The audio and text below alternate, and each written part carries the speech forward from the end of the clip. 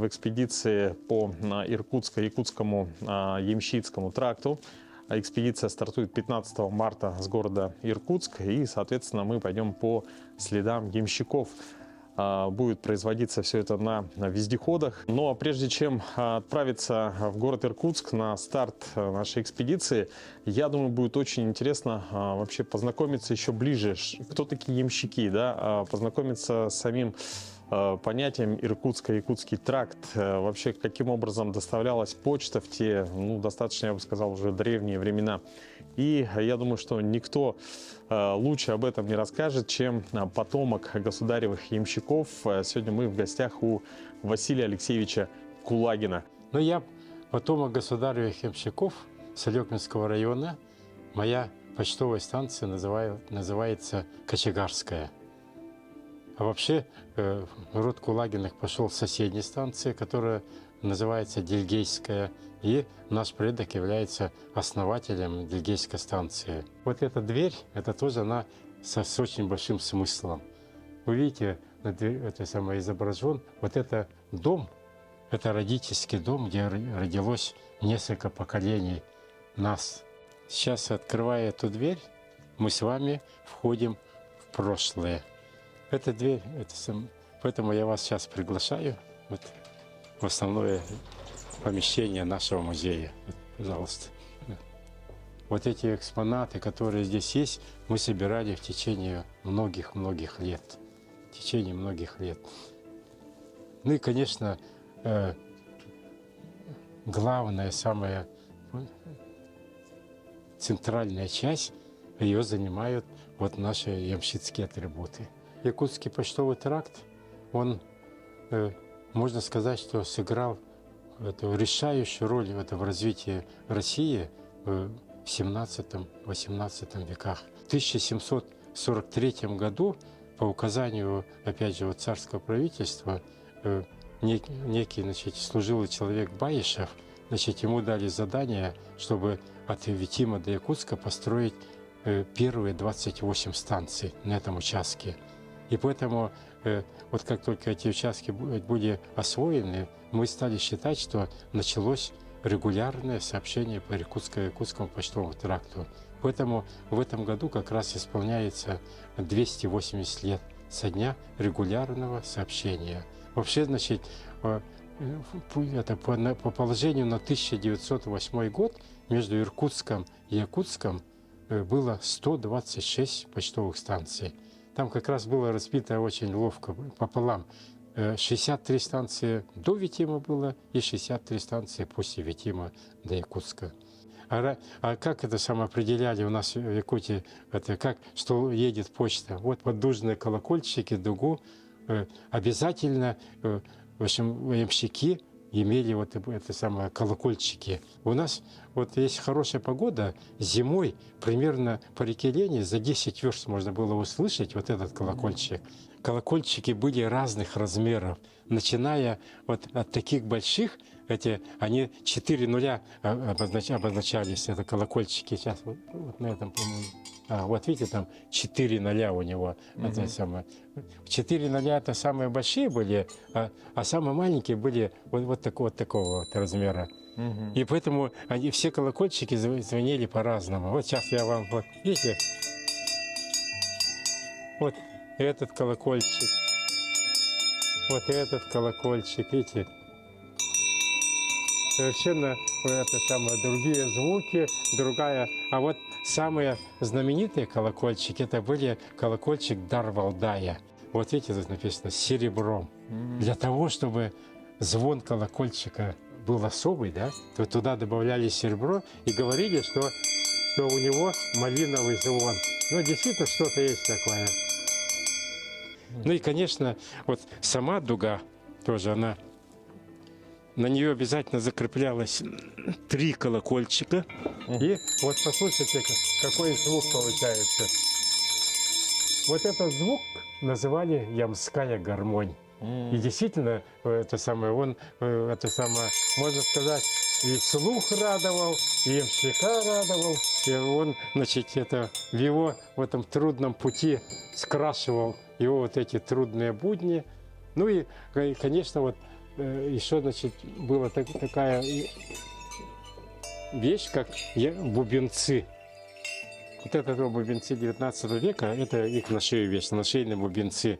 Но, правда, нашейные бубенцы одевали в основном по праздникам, когда там, допустим, свадьба, эти самые праздники там старинные, церковные и так далее. Ну, это тоже, видите, как звук какой красивый. И вот можно представить, допустим, если как звенит это, да, и звенит, одновременно звенят бубенцы, какой создает этот самый такой, ну, ауру, такую радостную атмосферу. Вот эта колодка, когда лошадь, чтобы далеко не ушла, когда ее выгуливаешь, там, чтобы она на ночь, допустим, выпустил, чтобы она далеко от дома не ушла, на ногу одевали вот такую колодку. Ну, и она, естественно, с этой колодкой не могла далеко уйти. Вот это бич, которым погоняли ямщики. Лошадь, видите, его плели из сыромятной кожи, видите, это тоже определенным способом. Рукоятку украшали, чтобы она тоже радовала. Видите, это самое. Ящик – это настоящий ящик. Ну, это уже, конечно, советских времен, но он сделан по размерам и по подобию ямщицкого ящика, который возили наши предки. То есть этот ящик закреплялся сзади саней, это самое, и в нем ямщик возил все, что ему надо. Здесь это инструмент, который обязательно в дороге нужен ямщику. Вот это, когда лошадь зимой, она же вся обмерзает, на ней иней, там образуется снег и так далее. И вот эта чесалка как раз, то есть вот это счесывать. А вот это молоток этот предназначен для того, чтобы тоже, ну, лошади все подкованы были обязательно, то есть это сам подкованы. И когда, значит, зимой на подкову там огромный ком такого снега, это самое, вот так налипает. И поэтому нужно было через какое-то время останавливаться и обязательно счищать это. И вот этот молоток как раз для этого служил. Но еще этот молоток такой служил для защиты. Он являлся, вот больше всего, значит, это самое, обычно вот это, кто пытался, допустим, что-нибудь там напасть на ямщика и так далее, они больше всего боялись вот этого молотка, потому что это отличная защита. Ну, это в советское время вот в таких мешках возили вот эту почту, видите? Это почтовый, да? Это почтовый вот советского времени, это где-то в 60-х годов. Ну, там ямщик возил с собой, как всегда, провиант возил, там чайничек, топор, как всегда, нужен. Ну и вот сейчас я покажу вот упряжь. Вот она. Вот это редкая старинная упряжь. Это самое. Раньше, значит, очень большое внимание уделяли красоте упряжи. И видите, вот эта упряжь вся вот в этих украшениях. А по праздникам, как правило, вот эти все, ну, это они сделаны из там, либо бронзы, латуни, или просто чистая медь, и поэтому по праздникам им продавали блестящий вид, особенно когда какие-то эти мероприятия интересные. Вот это вот старинная, вот эта упряжь сохранилась. Друзья, ну а сейчас мы попили очень вкусный чай, который был приготовлен в самоваре, с очень вкусными пирожками. И Василий Алексеевич мне сказал, что есть одежда ямщиков. Именно вот в такой одежде ямщики, сидя на санях, курсировали между станциями и довозили почту. Но это достаточно теплый такой тулуп, соответственно, шапка кроличья, да? Не, почему? Ой. Собачья. Собачья шапка. Шапка собачья. Значит, тулуп, валенки. И вот интересный момент про кушак. По словам Василия Алексеевича, ну и это как бы исторические данные, ямщики никогда не завязывали их на узел. То есть они завязывали их таким образом, чтобы в случае, если вдруг сани проваливаются под лед, можно было очень быстро освободиться от тулупа. Так, я не видел, как Василий Алексеевич завязывал его, да, но За концы попробую снять, да? Как нужно? За концы? Просто за концы? Вот за два конца. и она снимется, да? Ну, в смысле, раз и все, пускай. Все, друзья, вот видите, какие вот условия были у ямщиков и вот такие вот народные хитрости. Ну что, впереди нас ждет вылет в город Иркутск, и, соответственно, старт экспедиции уже состоится 15 марта.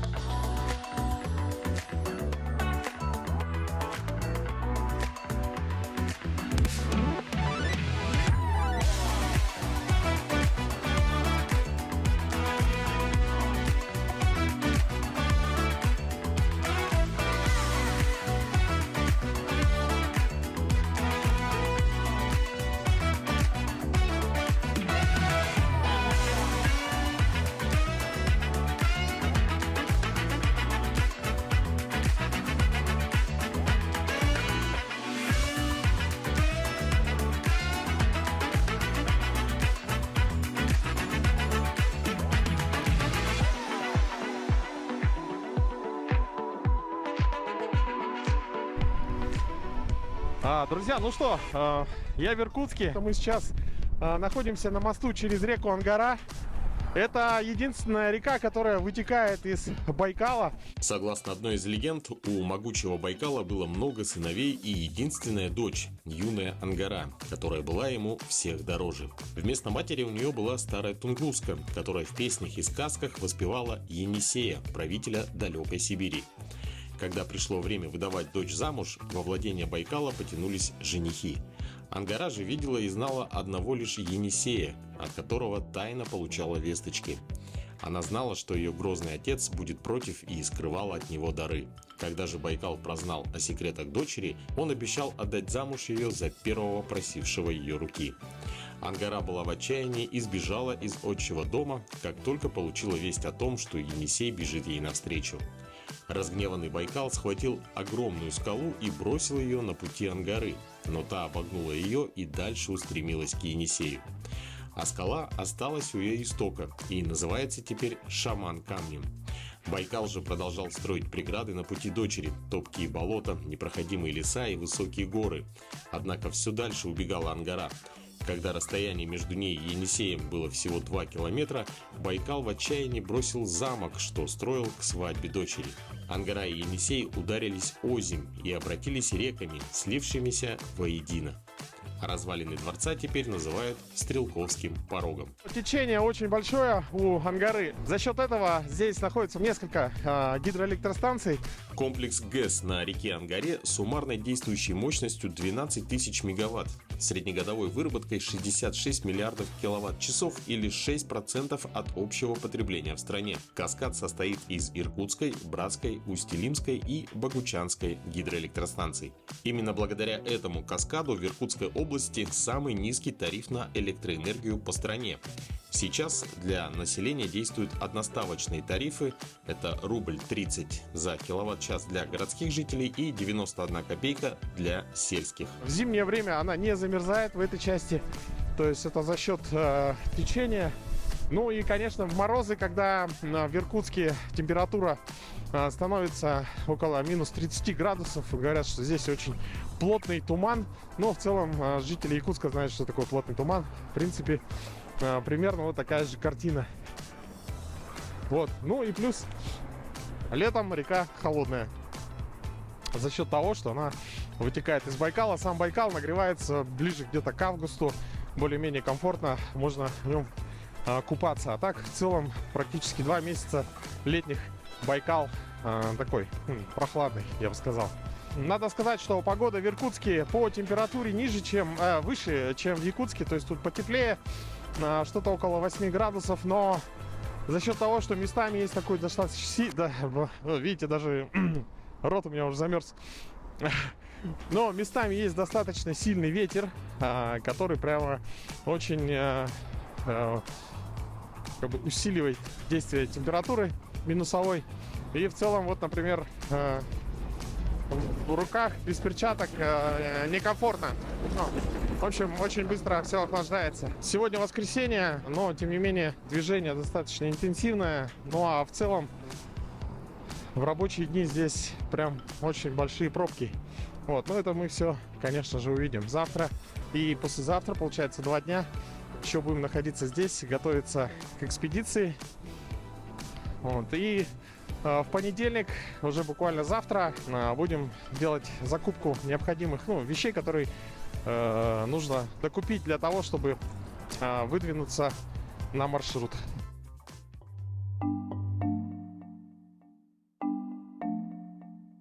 Утро вторника ознаменовалось сильным снегопадом и ветром. Снег достаточно быстро закончился, но результатом стала сильная гололедица на дорогах города, которая значительно ухудшила дорожную обстановку и в том числе привела к столкновению целых 10 машин.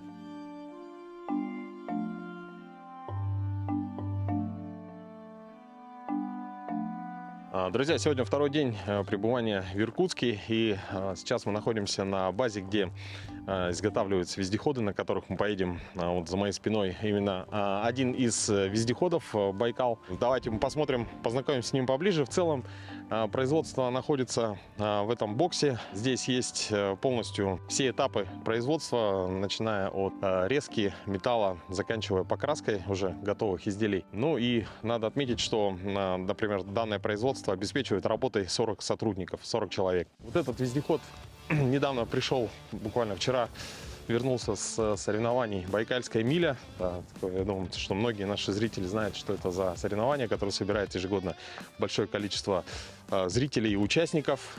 И есть возможность вот так вот на прицепе пока заглянуть в его устройство. Соответственно, вездеход имеет переломную раму.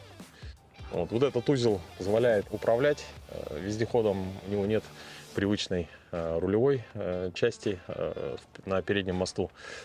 Вот, и за счет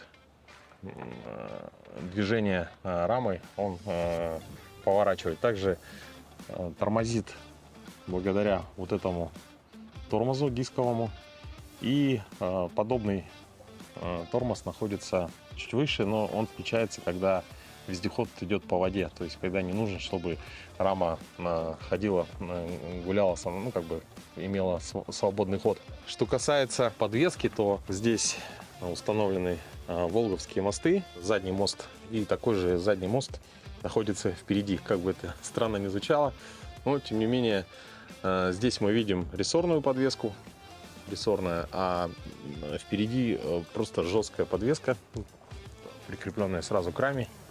Вот, часть этой конструкции проходит, соответственно, к нему крепится мост. И амортизация происходит за счет больших колес.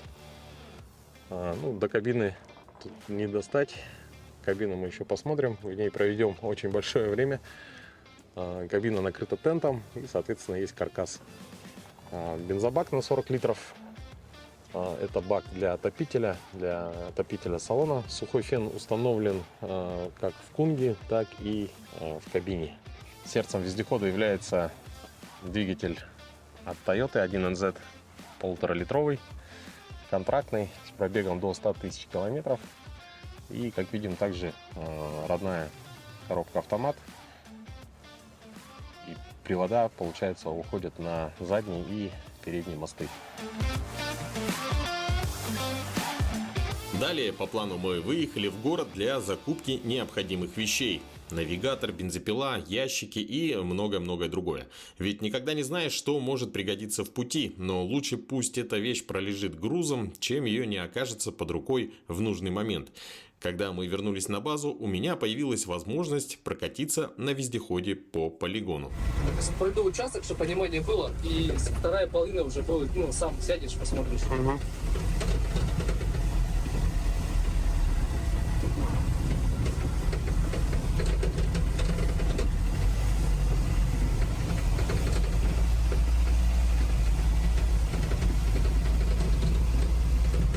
Тут получается жесткая кабина, а там тент, да, у нас тентованная? Тент и тоже жесткая кабина. Ага.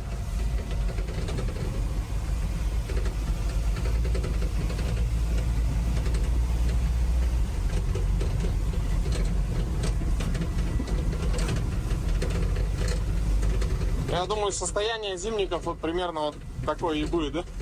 Я вот скажу, да. Вот это слишком такая, ну, А, ну вот это жестко, да, вот это. слишком медленно едем. Там, говорят, можно ехать 30-35. Ага. Стоит.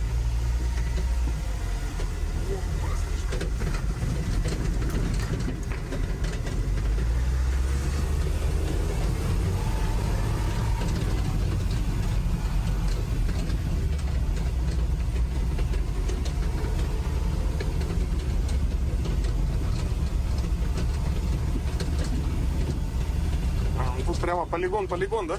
Там, дальше. Ничего себе. Опа. А тут нормально? А? Пройдет, да? Наверное. Ничего себе. Ну как?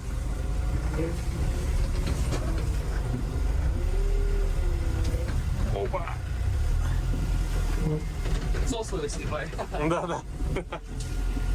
В принципе, надо, как всегда, ну, привыкнуть, да, к технике, к возможности. То есть, когда садишься за... Ну, тут вообще где-то метр с весом.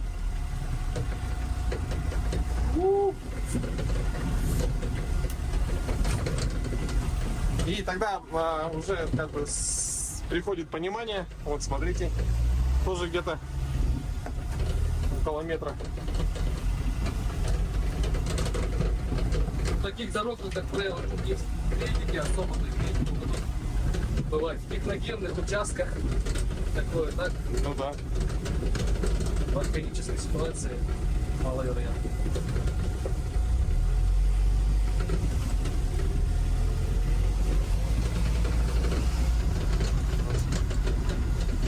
Нет, туда что поехать? Да.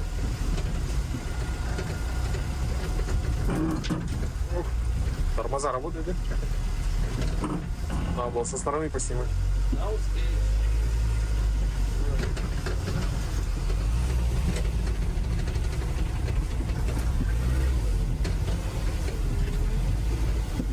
Так, сейчас поменяемся.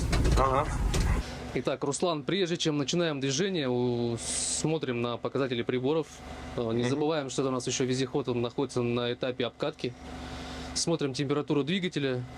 Топлива у нас немножко, как раз для того, чтобы, ну, пройти обкатку. Итак, коробка стоит у нас, получается, автомат. Обычно это парковка, задний ход, нейтралка, дэшка, двойка, L. Покажем. Вот такой рычаг здесь. И также через тормоз, да? Да, тормоз левый, газ правый. Так, это задний. Задний. Это нейтралка. Нет, вот нейтралка. Вот нейтралка. Да. И вот передний. Дэшка. Вот дэшка. Нам дэшка нужна. Да, дэшка, вполне хватит. Так, ну что, поехали. Пробуем. Сначала слишком не торопись, потому что управление оно специфическое. Да, кстати, Колес здесь нет, здесь поворачивает полностью рама. надо, да, кстати, привыкнуть, потому что, да, ощущения немного другие. Чтобы, ну, лучше понять, да, представление, чтобы в голове картинка сформировалась, можно по зеркалам смотреть на кузов, как он ломается. За счет того, что переломная рама и немного другие ощущения. Но, по словам Александра, люди, когда вкатываются уже, потом, ну, привыкаешь. А им хватает буквально вот пары часов для того, чтобы, ну, полностью воспринять, вот, понять принцип. Здесь у нас немножко лед. Ага, кстати. Сейчас будет небольшой экзамен, ну, вот, езжай также прямо и сделаем такой разворотик. Вот прямо езжай вот к тем вот... Вокруг леса сделать или вот здесь на полянке? Вот здесь вот, давай вот так вот, хоп, и на ту сторону. Смотрим на заднюю часть и направо. Даже вокруг этого можно проехать. Да? Вокруг него, да? Да-да-да. Так, направо, да? Нам? Мы можем также поехать тоже вдоль и вниз туда уйти к тому. Здесь она на рессорах или на жесткой? А, кстати, я не заметил, походу надо на жесткой посмотреть. стоит. На жесткой, да?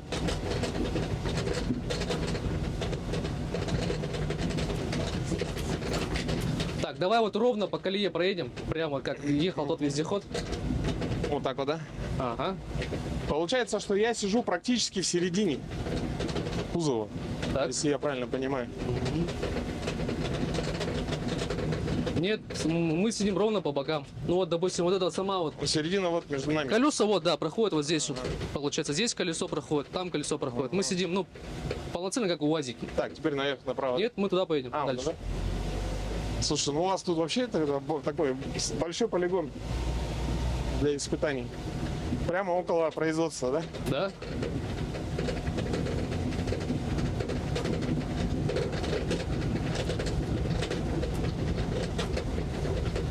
И тут все, ну вот, во льду стало теперь. Понятное дело, все у нас тает.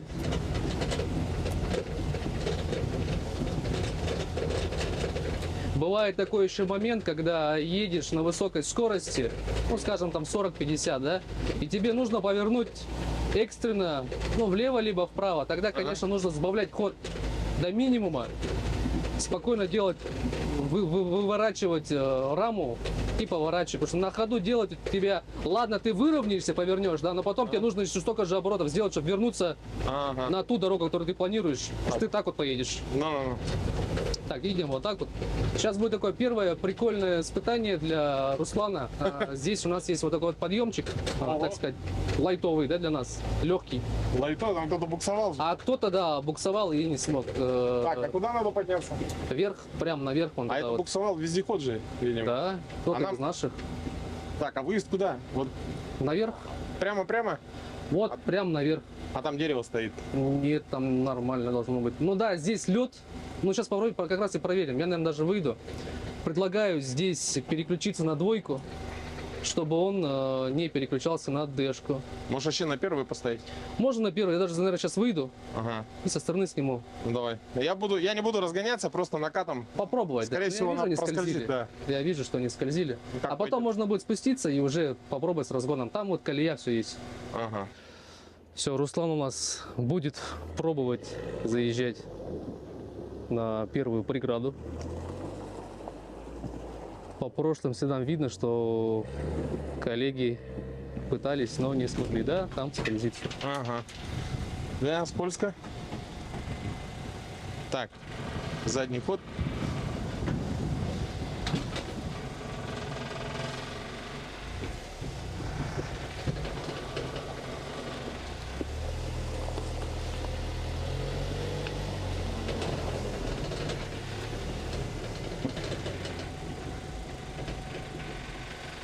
А сейчас предлагаю... Предлагаю на двоечке уже с разгончиком проехать прям, ну вот. Ну я что для первого раза прямо это. А давай я покажу тебе, как. Ну давай, пример. давай, лучше ты покажи-ка. Сейчас Александр поднимется.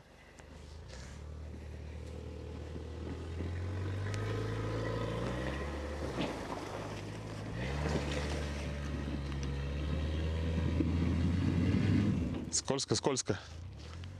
Там скользко.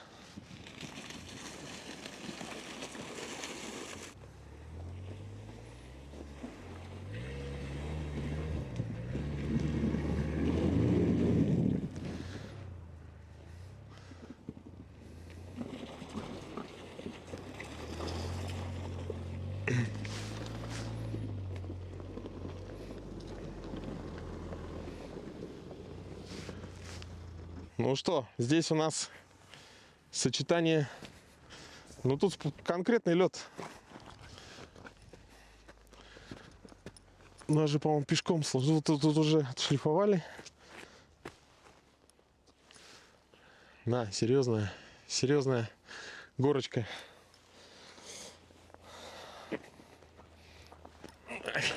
Ой. Но это вообще считается одна из самых легких горок. Самая мощная, вот она горка у нас. по сути, да? Самая такая, ну вот, Ну, в целом, убийственная. ну я вот здесь даже вот ты где, ну, на самом старте, там сразу лед. Прям конкретно. Да, ну вот бывает, да. Погода не такая, везде лед. Вот там внизу везде лед. Ага. Самая мощная горка у нас, вот она. Вот это. 45 градусов составляет. Ага. 44-45, и вот по ней тоже забираемся. Ну, заезжай, да? Он очень идет уверенно.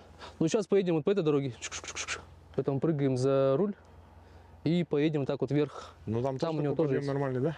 Не, это уже, ну, может быть, да, здесь давай, опять этот. скользко будет. А вот там, смотри, там бугор. Он его проходит, да, мост? Вон там, да, проходит. Нормально. Так, давай попробуем. Мы можем так поехать.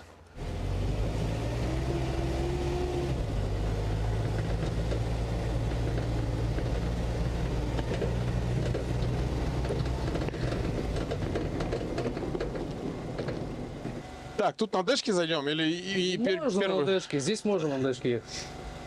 Потому что, мне кажется, все равно не переключится. Ага, вроде. Да? Так, ну такая горочка-то, я бы даже сказал. Ну тут лед, да, видишь, Лёд. распёл. Но видно по следам, что ребята забирались. Заехали, ага. Да, тут уже. Ну, ребята профессионалы, которые ты имеешь в виду. С разгончика, думаю, залетим. Так. Да, везде побежало все. Абсолютно все во льду. Прямо вот тут каток. Так, ну попробуем, по бровке, может. Так, а дальше надо попасть в эту, да, часть. А да? ты как-никак все равно сможешь проехать там, ну, без проблем. По-любому, да? Да. Ладно.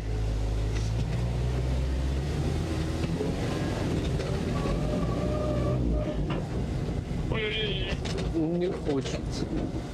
Тогда можем, да, по левой стороне взять. Там Сюда? вроде нормально, но Слушай, ну там и обрыв нормальный. а мы в него не упадем. Как зацепом быть здесь вот. Ну, как вот так, да? Вот так вот надо стараться держаться вот этими крайним левым колесом. Так, у меня сейчас такие необычные ощущения. Как понять, что он ровно встал? Вот сейчас, нет, сейчас, вот сейчас ровно, ну почти Так, ровно. да? Да. Ага. Так, у нас носит этой, да? Ну, надо разгончик просто побольше, мне кажется, еще. Да нет. Ты меня прям погнал сразу на такое дело. Я думал, там по равнине поезжу еще. Так, ну что, погнали?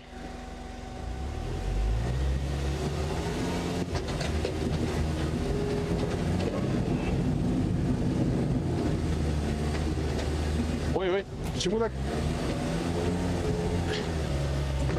Правильно, Да? да? Обалдеть. Да ну. Я, в общем, я не понимаю пока эту рулежку. В общем, кажется, когда рулишь, и вопрос такой, почему она как бы не идет сюда. То есть, а на самом деле, как-то надо понять, как она заруливает. То есть, по радиусу она идет. Немножко необычно. Ну, Почему? Ну, люди почему-то говорят, что работает оно с опозданием.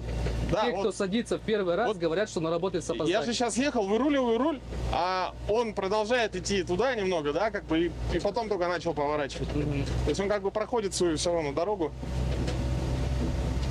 Круто, круто. А потом со временем уже поймешь, что это, ну, так на самом деле не происходит. Все это как в этом, ну, в голове. Но надо сказать, что вот когда проходишь такие участки, потом уже вот, ну, как бы основная уже как-то уже не так страшно. Направо. Обычная дорога. Так, вот сюда? Можно сюда, но тогда здесь придется нам ехать налево, прямо вот сейчас налево. Туда налево. Вот сюда налево. Вот сюда? Да? А это что, тоже дорога? Нет. А тут нет, строя мусора нет там? Что валяется?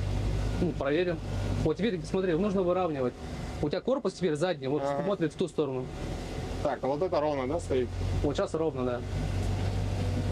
Так, сейчас вот сюда надо, да, въехать. Да. Ну, вот это... Нормально. Направо сейчас? Направо.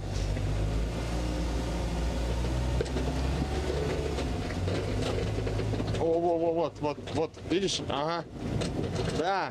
В общем, сейчас немного понял. То есть на машине я бы зарулил так же, как сейчас, но на машине она бы уже пошла налево. А тут я только начинаю рулить, а она все равно еще продолжает идти как бы по радиусу. Поэтому идет такое запоздание. Вот. То есть надо на упреждение. На как-то работать. упреждение, да, все верно.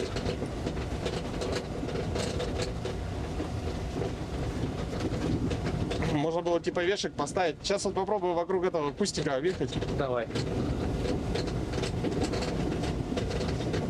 Давай с правой стороны, потому что там мы потом поднимемся сюда наверх. Как справа? Вот так объехать? Да, вот так. А, вот елочку, да? Ну, попробуй яблочко объехать.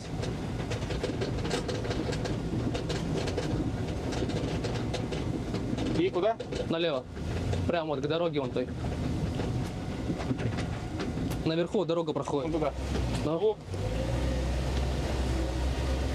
А прям туда наверх. Прям наверх. В смысле наверх? Ну, прям туда наверх. Там же дорога. Не, она закрытая. Да? Да.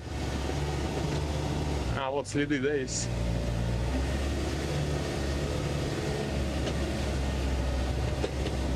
Ну, в смысле, вот это вот в эту стенку она зайдет?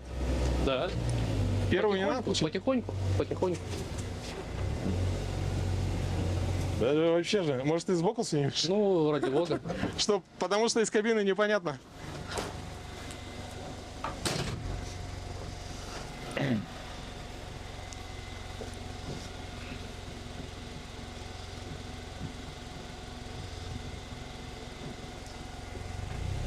Так, попробуем прямо с места, потихонечку. Воу-воу-воу-воу-воу! Да ну! Да ну! Обалдеть! Оп. Жесть!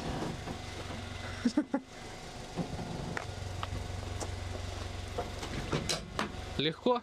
Да, сейчас был момент, когда я видел только небо. Да. Поехали дальше туда. Так, едем прямо, да? Да, едем прямо, где остановка, мы, получается, тоже переезжаем дорогу и едем на обратный маршрут.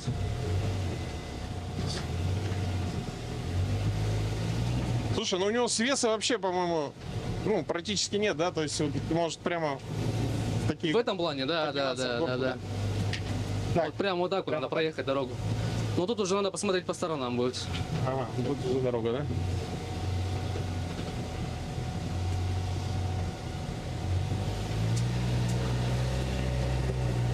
Так, и куда выезжать-то нам? Туда? А, просто прям. Да, Так, налево, направо никого нет. да. Проедет, да? Да.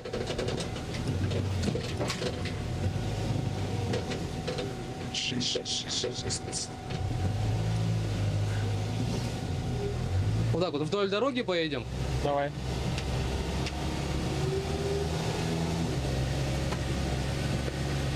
А тут еще фишка, да? Бывает, что люди пытаются быстрее руль крутить, чтобы вывернуть, но у него есть определенная скорость поворота, выше которой ты физически не Потому сможешь. что он гидравлический, да? Да. А, Поэтому лучше поворачивать не спеша и на маленькой скорости. то есть торопиться нету смысла. Нету смысла вообще. За счет гидравлики он просто в меру своих возможностей Да, как бы да, толкает со своей скоростью. Сколько-то же кубических Прогоняет. да, сантиметров он может прогонять в секунду, и вот Ну.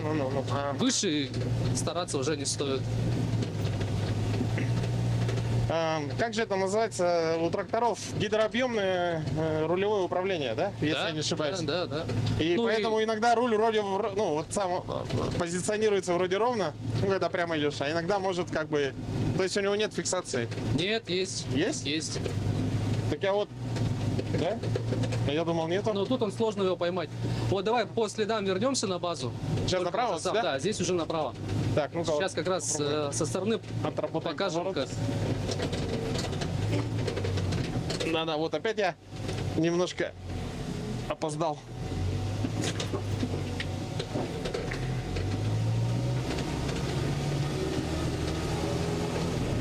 Слушай, ну эта техника, ну как и все, в принципе, вездеходы, да, они как бы предназначены, чтобы ездить просто по направлениям.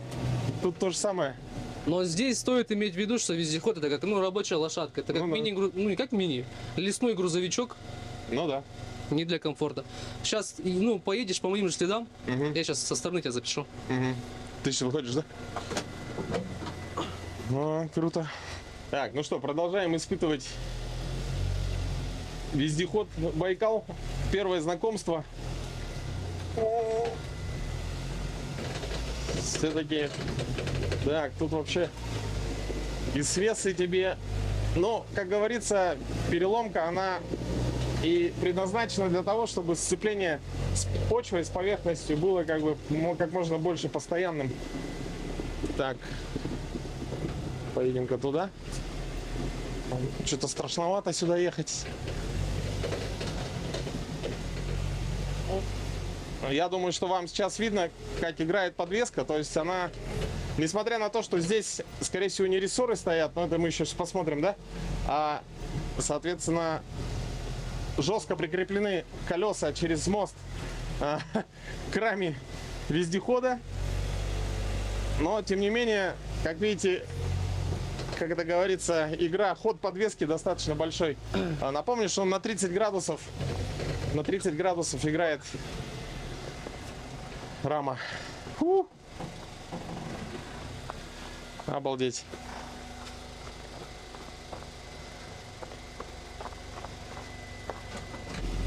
Ну, я думаю, друзья, вы сейчас видели наглядно. А ты, кстати, не заметил, там рессоры стоят или Не жестко? заметил. Не заметил, опять посмотрим. Несмотря на то, что, скорее всего, здесь на этом вездеходе даже не рессорная подвеска, а жестко прикреплена к раме, ход подвески, он очень большой. То есть за счет вот этой переломной рамы, и у вас есть там запас 30 градусов до тех пор, пока не сыграет ограничитель. А как ощущения были? Супер. Страшно было. Ну, это, как сказать, у меня был опыт, да, езды там по бездорожью. И вот, ну, это же со временем забывается, то есть, когда ты ездишь на гражданских машинах, вот, я сейчас еду, смотрю, куда я еду вообще, тут пешком можно там переломаться. Ага, вот. Так. Так, скорость сбавляем здесь. Ага, и вот так потихонечку крутим, да? Потихонечку, да. Все.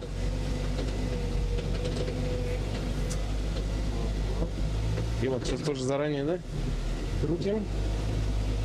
Это как представь перед собой линию, да, повороты руля у тебя вот так вот меняют траекторию. Ага. И он остается неизменным. Вот ты руль отпустишь, он так и остается. Да? Да. Он не возвращается. Не возвращается. Не возвращается. Он всегда будет ехать так. Конечно, много можно и сделать вездеход покомфортнее, да, чтобы было все тут, все в обогревах, все в печках, но Ну, тут тоже дорожание. печка дует в ноги, но в салоне жарко. это все будет удорожение. Тут даже есть форточка. Так.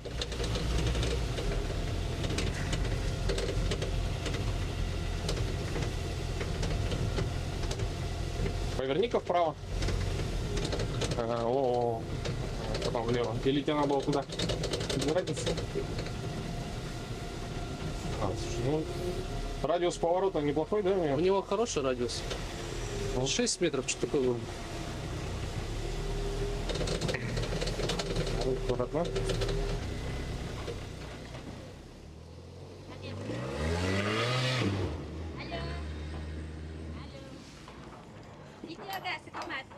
Вас снимать? Здравствуйте. Ну что, состоялось знакомство с вездеходом. На такой же машине мы поедем в экспедицию. Завтра у нас еще один день подготовки. И уже в среду будет старт в 9 утра от здания почты города Иркутска. Вот. Ну, такая серьезная, интересная техника. По крайней мере, по проходимости, ну, очень хорошие характеристики.